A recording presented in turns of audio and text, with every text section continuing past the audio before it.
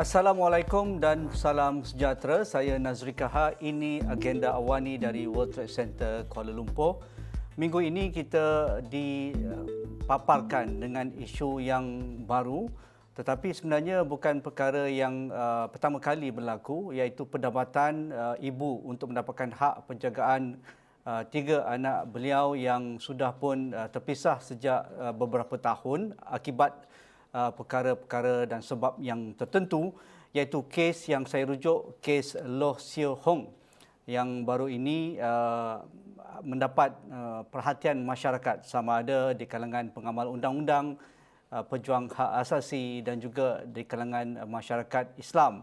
Ada yang melihat dari aspek penjagaan akidah kepada tiga anak tersebut.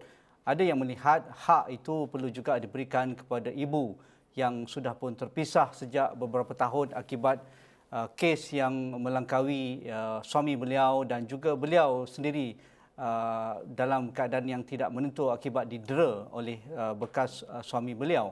Dan bagi pejuang hak asasi kanak-kanak, isu ini perlu dilihat secara tuntas dari aspek undang-undang dan juga kes-kes yang sudah pun dirujuk sebelum ini. Jadi untuk melihat perkara ini secara lebih berfakta, tanpa beremosi dan juga tidak memihak mana-mana, saya akan mendapatkan pandangan Pesuruhjaya Kanak-kanak Suhakam, Profesor Datuk Nur Aziah Muhammad Awal yang sudah pun bersedia di atas talian, di dalam talian.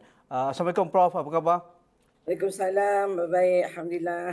Ya, saya ingin membawa perbincangan kita dari aspek ataupun hak kanak-kanak dan juga hak ibu dan juga ayah berkaitan dengan penjagaan bagi tiga anak yang kita rujuk, iaitu kes Loh Siew Hong ini. Bagi Prof. Dato' Nur Aziah, adakah isu kes Loh Siew Hong ini pernah dirujuk kepada pejabat Pesuruhjaya Kanak-kanak Suhakam? Uh, Sebenarnya tak ada, ya. Kita tak pernah mendapat rujukan mengenai kes ini, dan kita mengetahui mengenai kes ini melalui laporan akhbar lah, dari berita yang dia mendapat mulanya apa yang ditularkan dalam media massa lah, yang mana perjumpaan di antara beliau anak-anak itu dengan Mufti Perlis, dan kemudiannya beliau sendiri ada beberapa berita yang beliau telah dapat hak penjagaan anak, pemeliharaan anak, dan kemudiannya ingin bertemu dengan anak-anak tersebut. Itu adalah yang kami tahu, dan kemudiannya ialah daripada beberapa kumpulan WhatsApp aktivis kanak-kanak, saya juga mendapat maklum bahawa dia dah dapat trace anak tu di mana dan dah pergi berjumpa anak. Itu yang kami tahulah. Okey, itu jelas. Maksudnya pejabat Pesuruhjaya Kanak-kanak Suhakam tidak pernah dirujuk untuk mendapatkan maklum balas berkaitan kes ini. Tetapi apabila kita mendengar keputusan pihak mahkamah berkaitan kes Loh Siew Hong ini, apa yang terimbas ataupun yang mengembalikan ingatan Prof dan juga kita dalam setiap kali isu berkaitan hak penjagaan, isu berkaitan pertukaran agama, ia menimbulkan sedikit kegelisahan kerana maklumlah Malaysia ini pelbagai kaum, pelbagai agama, dan agama Islam adalah agama rasmi. Jadi apa yang mengembalikan ingatan kita kes-kes sebelum ini, Prof. Dato' Nur Aziah? Dia sebenarnya memanglah, saya sendiri pun dari segi itu mungkin dimatangkan dengan semua kes-kes yang ada dalam di bawah Seksyen 51 Law Reform Marriage and Divorce ni, ya. Sebenarnya bagi orang, kalau ini bukan kali pertama isu perebutan anak ini berlaku. Dia dah bermula sejak adanya undang-undang perkahwinan, memperbaharui perkahwinan perceraian ini pada tahun 1976, ya. Dan di dalam akta tersebut, akta ini terpakai untuk orang bukan Islam saja. Dan sebelum adanya akta itu, orang bukan Islam berkahwin melalui adat, agama dan sebagainya. Ada juga berkahwin melalui ordinan Kristian, ordinan perkahwinan ini melalui pendaftaran. Tapi bila diluluskan akta LRA pada tahun 1976, semua perkahwinan untuk orang bukan Islam mestilah melalui pendaftaran di bawah peruntukan akta tersebut. Jadi dari segi itu, dalam akta itu ya ada seksyen yang spesifik. Seksyen itu Seksyen 51. Sebelum tahun 2018, seksyen inilah yang menjadi masalah kerana dalam seksyen itu disebut jika salah satu pihak kepada perkahwinan bawah LRA ini memeluk Islam, maka pihak yang tidak memeluk Islam itu saja boleh mempetisyen untuk memohon cerai dan memohon hak penjagaan anak dan sebagainya. Untuk sekian lamanya, ramailah pasangan bukan Islam yang memeluk Islam resort ataupun pergi ke mahkamah syariah untuk mendapatkan perceraian, dan dalam masa yang sama ramai juga dalam ketika dia memeluk Islam itu membawa anak-anak untuk memeluk Islam, dan ini yang kita sebut sebagai unilateral conversion ataupun pemelukan Islam secara sebelah pihak saja. Maknanya bapa atau ibu yang memeluk Islam itu menukar agama anak tanpa mendapat persetujuan daripada pasangannya yang lagi satu. Jadi pada tahun 2018 Parlimen telah pun meluluskan pindaan kepada Seksyen 51. Bayangkan daripada tahun 76 tu kita duk cakap pindahlah. Akhirnya pada 2018 barulah peruntukan itu dipindah, di mana pasangan yang berkahwin bawah LRA ni perlu mendapat cerai kalau pasangan itu, salah satu pasangan memeluk Islam, perlu dapat cerai atas alasan pemelukan Islam itu di bawah Seksyen 51 di Mahkamah Tinggi. Dan mereka tak boleh lagi dah pergi ke Mahkamah Syariah untuk dapat cerai, tak boleh dapat perintah habanah di Mahkamah Syariah. Dan kemudiannya itu satu bahagian, maknanya sekarang itu dah diselesaikan dari sudut nak minta cerai di mana. Tetapi dalam kes-kes di mana anak-anak ini telah dibawa memeluk Islam, kita ada kes daripada Syamala Jaya Ganesh, kita ada Subhashini, kita ada Indira Gandhi. Kes inilah yang sangat menjadi tumpuan kerana dalam kes-kes tersebut pihak bapa yang memeluk Islam membawa anak-anak memeluk Islam dan menafikan ibu hak untuk bertemu anak. Maknanya ibu tu tak dapat langsung jumpa anak dia, tak tahu anak di mana dan sebagainya. Dan dalam kes Syamala Jaya Ganesh yang saya ingat, Mahkamah Tinggi memutuskan bahawa anak yang telah memeluk Islam itu diberikan hak pemeliharaannya kepada ibu yang tidak memeluk Islam. Dan akhirnya the sad part of it, sebab bagi saya sedihnya dalam kes itu ibu itu kemudiannya membawa anak keluar daripada Malaysia lah, daripada bidang kuasa. Itu juga saya rasa ada satu yang tak kena di situ. Tetapi apa pun, selepas kes Syamala Jaya Ganesh itu, kita ada kes Subhashini dan kemudiannya kes Indira Gandhi. Kes Indira Gandhi itu unik sebab dalam kes Indira Gandhi, keputusannya telah dibuat mengenai hak penjagaan anak itu kepada siapa nak diberikan. Tetapi isunya anak itu telah memeluk Islam dan ibu itu telah membawa kes ke mahkamah untuk meminta Mahkamah Tinggi menyemak keputusan ataupun prosedur pengislaman yang dibuat oleh pejabat agama Islam Perak pada masa itu. Dan dari semakan tersebut, Mahkamah Tinggi sampailah akhirnya ke Mahkamah Persekutuan memutuskan bahawa semakan yang dibuat itu mendapati bahawa pengislaman itu tidak mengikut prosedur pengislaman yang ada di Jabatan Agama, dan dengan demikian pengislaman itu menjadi batal. Dan dalam prosedur itu juga disebut, dan dalam penghakiman itu juga disebut bahawa jika anak-anak itu lahir daripada satu perkahwinan ke Islam, maka jika hendak ditukar agamanya kepada Islam atau pada agama lain, ya, ke bapa itu menukar agamanya atau ibunya, maka persetujuan dari pihak yang tidak memeluk Islam atau menukar agama itu perlu diperolehi. Jadi anak tu boleh memeluk agama baru jika ibu atau bapa yang tidak menukar agama itu bersetuju dengan pilihan tersebut. Jadi itu kes yang telah diputuskan oleh Mahkamah Persekutuan. Dan saya ingat lagi bahawa kita semua diingatkan kerana keputusan itu dicapai kerana adanya peruntukan dalam perlembagaan. Dalam perlembagaan kita perkara 12.4. Perkara 12 ni lah mengenai pendidikan, tapi dalam hal kanak-kanak, pendidikan agamanya hendaklah ditentukan oleh ibu atau bapa atau penjaga. Jadi dalam versi bahasa Inggeris perkara 12 tu disebut parent, singular. Dalam bahasa Melayu disebut ibu atau bapa atau penjaga. Jadi dalam salah satu penghakiman sebelum ini, mahkamah memutuskan salah seorang ibu atau bapa tu cukup untuk menukar agama anak. Tetapi dalam kes Indira Gandhi, mahkamah memutuskan bahawa perkataan parent yang singular itu bermaksud kedua ibu dan bapa. Dan dengan demikian semua pengislaman yang dibuat secara persendirian oleh salah satu pihak itu akan terbatal kerana berkonflik dengan pembentukan perkara 12.4 Perlembagaan Persekutuan. Jadi isu ini bukan isu baru, dah lama dan dah sangat banyak penulisan dibuat dalam hal ini. Okey. Antara respon segera pihak Putrajaya Kanak-Kanak Suhakam iaitu Prof Datuk berkaitan dengan keputusan Mahkamah Tinggi Kuala Lumpur membenarkan permohonan habeas corpus Loh ini yang terpisah dari anaknya sejak 2019 amat dialu-alukan dan dipuji. Dan dalam hal ini Datuk menegaskan lagi dalam penulisan di Facebook, Datuk menganggap ini juga sejajar dalam kita membincangkan hak anak-anak ataupun hak kanak-kanak dalam keputusan habeas corpus ini. Mungkin boleh penjelasan lebih, Datuk?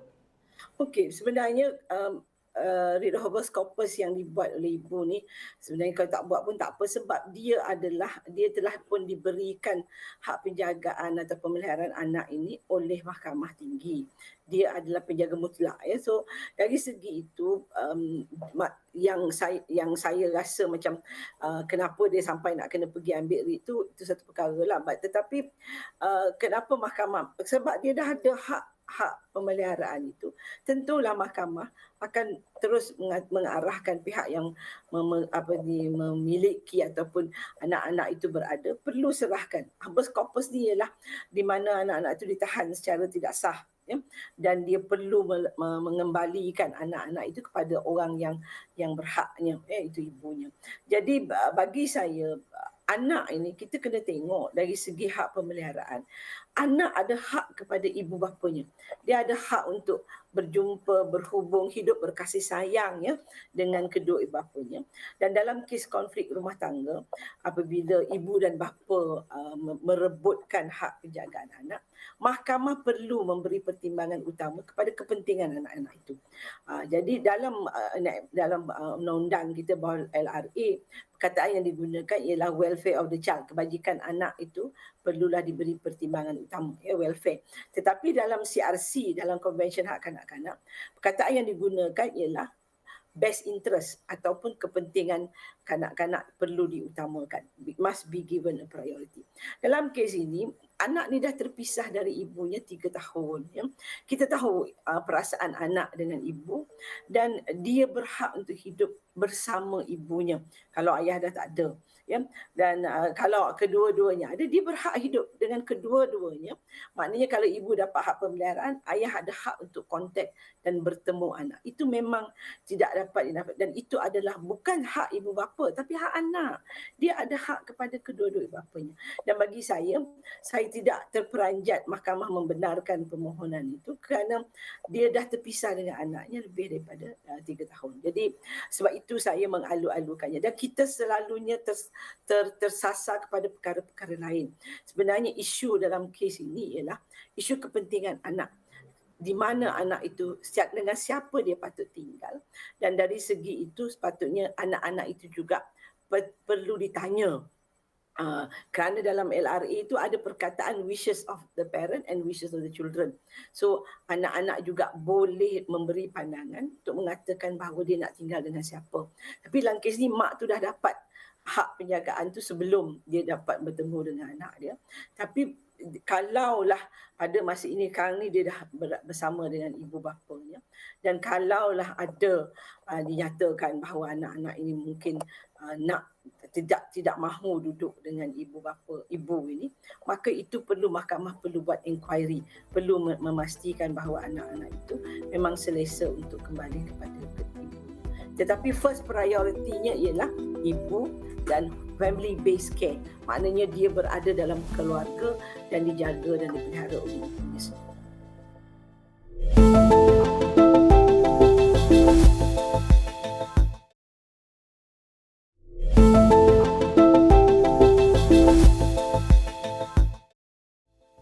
Mungkin Datuk boleh jelaskan berkaitan dengan yang dikatakan tadi, isu yang diangkat dalam isu Loh ini adalah isu berkaitan agama anak itu, yang 3 orang itu yang dikatakan sudah pun memeluk Islam di Perlis dan diperjuangkan oleh kelompok masyarakat sivil Islam bahawa hal berkaitan akidah tidak boleh diperjudikan dengan penjagaan, dikembalikan penjagaan kepada ibunya, iaitu law. Jadi nampaknya ada orang kata pun di sebalik isu penjagaan anak dan juga hak anak-anak, isu pertukaran agama menjadi yang lebih menjadi polemik dalam isu law ini. Mungkin Datuk boleh bagikan sedikit fakta, kerana dari feedback yang kita lihat dan juga komen-komen di Facebook Datuk, dikatakan Datuk tak faham isu ini, orang lain dah jaga lama dah, ada Ustazah Nazira di situ, ada Jabatan Kebajikan Masyarakat, ibunya tidak ambil kisah. Jadi apabila kita lihat rentetan kisah ibu pula amat menyedihkan, amat sukar untuk kita bayangkan seorang ibu yang terpaksa ada hal didera oleh suaminya dan terpisah dengan anak-anak kerana dibawa lari oleh suaminya dan tidak dapat bertemu. Jadi di mana perimbangan dengan keputusan mahkamah ini? Ya, sebab kita hanya mendapat maklumat ini daripada laporan akhbar. Ya. Kita tidak sendiri melalui proses itu. Itu perkara pertama. Dan saya juga buat masa ini, kita juga sedang mencari fakta-fakta yang sebenar. Sebab bagi saya ada dua cerita. Dua cerita, satu dari pihak ibu, satu daripada pihak yang memelihara anak ini. Tetapi dalam masa yang sama, kenapa kita tak tanya cerita anak-anak itu? Anak-anak itu sudah berumur 14 tahun dan 10 tahun. Anak yang boleh memberi pandangan dia terhadap apa yang sebenarnya berlaku. Dan bagi saya ini adalah perkara yang terbaik untuk dibawa bagi saya kalau dibawa ke mahkamah, ia menjadi satu perkara yang sangat besar. Tetapi kita patutnya bawa ke meja perbincangan. Ya, patutnya ada perbincangan. Kita kena ingat ini anak dia.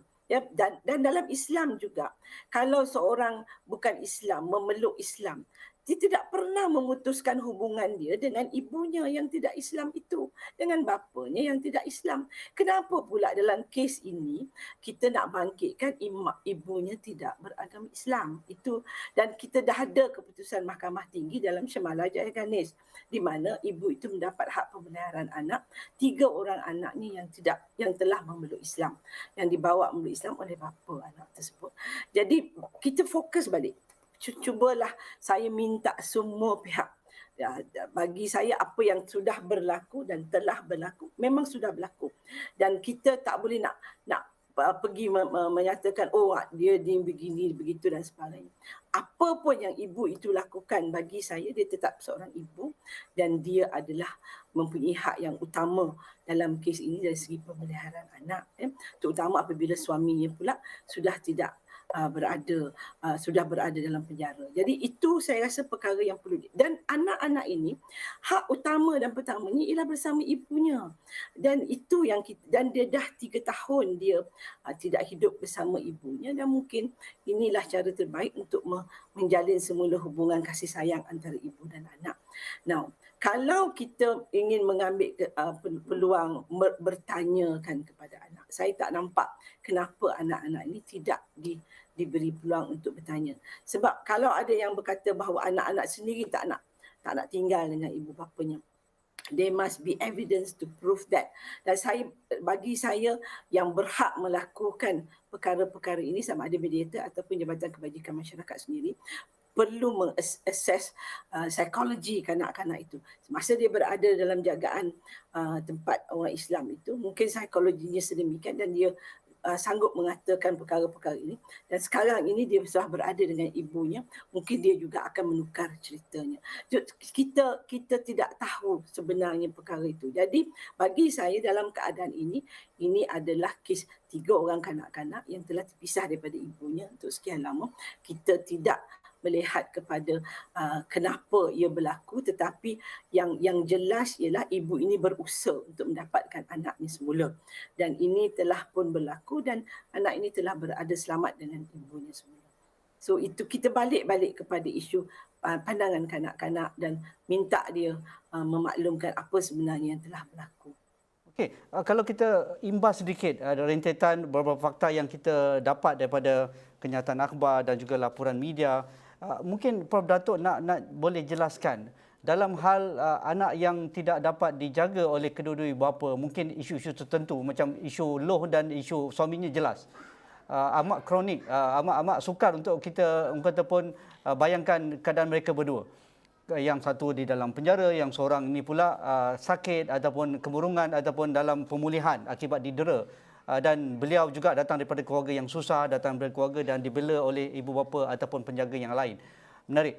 Yang keduanya, apabila ini berlaku, hak anak-anak ini yang 3 orang ini pastinya akan diserahkan kepada Jabatan Kebajikan Masyarakat ataupun bagi individu yang dianggap boleh menjaga anak-anak ini yang diberi kuasa oleh Jabatan Kebajikan Masyarakat. Mungkin Datuk nak jelaskan tentang hal ini. Dia sebenarnya begini ya, kalau yang saya tahu kalau mengikut peruntukan undang, kalau ibu bapa berada di penjara, ini saya ambil satu contoh sebab saya selalu melawat penjara ya. Dan kalau ibu bapanya berada di penjara, banyaknya kes dadah lah ya. Ibu bapa dekat penjara lelaki, ibu dekat penjara wanita. Anak itu kalau tiada waris yang boleh menjaga akan diletakkan di rumah kebajikan. Dan itu perlukan satu perintah daripada mahkamah bagi kanak-kanak untuk meletakkan dia di rumah kanak-kanak. Dan Jabatan Kebajikan Masyarakat hanya boleh menerima kanak-kanak kalau ada perintah terhadapnya. Okay, mesti dapatkan perintah itu dahulu. Dia tak boleh saja suka-suka ambil anak. Dan kemudian kalau yang duduk, yang terdampar, bila dijumpai, bawa ke hospital, bawa ke balai polis dan kemudiannya dapatkan perintah daripada mahkamah bagi kanak-kanak, anak ini hendaklah diletakkan di rumah kebajikan, di rumah kanak-kanak sementara kesnya diselesaikan kalau dia nak cari ibunya sementara mencari ibu bapa yang membuangnya itu. Jadi bagi saya dalam kes seperti Loh ini, kalau daripada awal yang sebenarnya saya baru je selesai buat program dengan Pegawai Penyelaras Negeri. Bagi saya kita perlu melihat setiap kes secara terperinci. Kalau ada yang mengatakan kita nak serahkan anak ini kepada kebajikan, adalah menjadi tanggungjawab pegawai tersebut untuk mencari latar belakang anak ini sedalam mungkin, cari saudara, ada tak lagi saudara maranya. Walaupun anak itu bagi saya dalam masa tempoh 3 tahun sudah memeluk Islam. Dan kalaulah, sebab saudara maranya siapa? Ibu atau saudara sebelah ibu, bapa atau saudara mara sebelah bapa. Mungkinlah kerana kedua-dua saudara mara ini tidak menganut agama Islam, tetapi dia masih berhak kepada hak pemeliharaan anak tersebut. Sebab kita masih mengutamakan dari segi pemeliharaan anak kepada kaum kerabatnya. Ya, orang yang layak itu mestilah kita utamakan keluarga dia sendiri. Jadi di situlah saya rasa kalau ibu itu tidak mampu menjaga anak itu pada masa itu, dan kemudiannya bapa ini pergi, dikatakan, saya tak pasti betul atau tidak, tetapi dalam laporan akhbar disebut bapa itu yang membawa anak itu keluar dari rumah dan kemudiannya membawa dan kemudiannya menukar agama anak dan kemudiannya dia pula ditangkap dan dimasukkan ke penjara. Dan tentunya ibu ini selepas dia sihat barulah dia mula mencari anaknya, mesti ada laporan polis. Fakta itu kita perlu ada. Dan kalau ada laporan polis, mestilah dapat dicari anak itu juga. Dan akhirnya saya tahu mereka mendapati anak itu ada. Dan saya tak pasti macam mana dia dapat trace, sebab itu tak ada dalam akhbar, tidak diceritakan. Tetapi ada juga yang mengatakan bahawa hubungan ibu ini dengan ustazah itu agak baik. Dia kata sebab maknanya dia dah pernah jumpa dan dah pernah tahu anak itu berada di mana dan hubungan itu baik, yang saya difahamkan. Tapi dari segi itulah saya rasa dalam perkara pengislaman anak ini, nak jaga akidah dan sebagainya, kita kena balik kepada asalnya bahawa anak-anak ini datang daripada keluarga yang bukan Islam dan telah dibawa memeluk Islam oleh bapanya. Dan keadaan masa dia memeluk Islam itu kita tak tahu sama ada dia memang nak masuk Islam ataupun dia dipaksa untuk masuk Islam oleh bapanya. So itu juga perkara yang kita tak tahu, yang saya sendiri pun tak tahu. Tetapi akhirnya sekarang ini bila ibu dah dapat hak penjagaan anak, Dan yang saya difahamkan, mereka seolah-olah menyalahkan bahawa ibu ni dulu tak pernah kisah kepada anak. Itu kita tak tahu, wallahu a'lam. Saya pun tak berani nak cakap sebab tidak mendapat fakta yang jelas. Tapi yang jelas ialah ibu itu sudah ada perintah daripada mahkamah, dia mendapat hak penjagaan anak, dan dia juga adalah mangsa keganasan. Bapa ni violent dan dia dicederakan, dan masa itu dia terpaksa berada di tempat pelindungan untuk melindungi diri dia daripada didera, terus didera. Jadi itu perkara-perkara yang kita perlu ambil perhatian, dan JKM saya tahu dia mesti menjalankan tugasnya mengikut undang-undang yang ada. Dan sebab kalau saya mencadangkan beberapa kali, kalau ada kes yang sampai kepada saya kata minta pegawai pelindung pergi tengok dan bawa anak itu keluar dan bawa ke hospital. Kadang-kadang pegawai pelindung kata, kami tak berani nak ambil, dia kata, sebab bapanya ada di rumah dan dia kata tak ada apa-apa yang berlaku. Saya kata kenapa pula tak boleh? Sekurang-kurangnya bawa anak itu ke hospital, minta pemeriksaan doktor dibuat sama ada betul ke tidak anak itu pernah dicederakan. Jadi kita, bagi saya, mesti ada keseimbangan ini, dan sentimennya saya sangat bimbang jika penjagaan itu diambil begitu saja tanpa mendapatkan perintah daripada mahkamah bagi kanak-kanak, dan kemudiannya kerana takut akidah anak-anak ini menjadi masalah jika ia dikembalikan kepada ibunya. Okey, banyak perkara yang saya nak tanyakan lagi pada Prof. Dato' Nur Aziah, tapi masa tidak mengizinkan. Dan bagi kita, masyarakat ingin hidup dengan aman dan damai, harmoni, menghormati hak antara satu sama lain, dan apa yang sudah pun diputuskan oleh Mahkamah Tinggi Kuala Lumpur perlu kita hormati, dan hak anak-anak ini bersama ibunya sudah pun dikembalikan, dan kita dengar mereka bergembira bersama Ibu Loh, dan kita mengharapkan bagi semua pihak kita perlu ambil pengajaran daripada kes ini. Hal berkaitan agama perlulah dirujuk kepada mahkamah yang sedia ada ataupun undang-undang yang sedia ada, apa yang dikatakan oleh Prof. Dato' Nur Aziah sebentar tadi. Terima kasih Prof. Dato' Nur Aziah, Mama Awal, Pusarujaya Suakam kanak-kanak berkaitan isu Loh dan juga 3 anaknya. Itu saja agenda Awani pada malam ini. Assalamualaikum, kita jumpa lagi.